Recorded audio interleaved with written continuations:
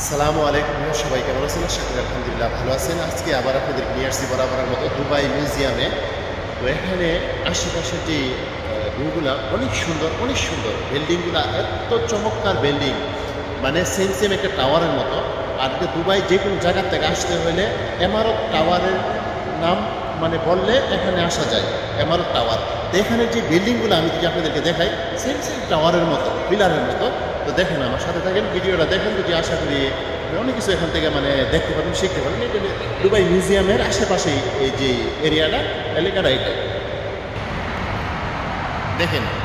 আমি যে আপনাদেরকে বলছি যে বিল্ডিংগুলো দেখছেন সেম একটা টাওয়ারের মতো ছোট, এই হলো দুবাই মিউজিয়াম।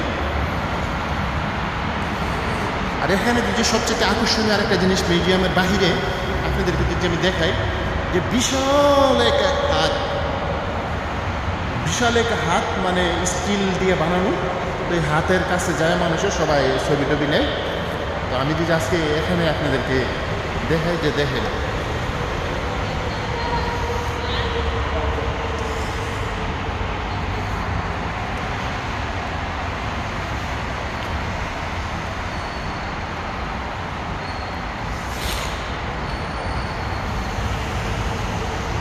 এই হলো দর্শক বিশাল এই হাত,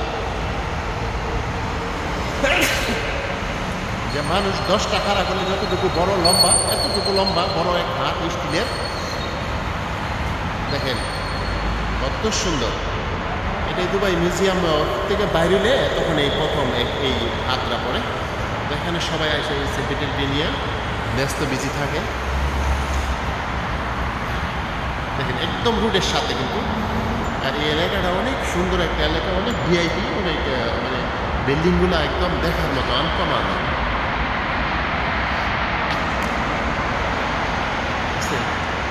একটা মেট্রোর রাস্তা, মেট্রো ট্রেন যাওয়ার।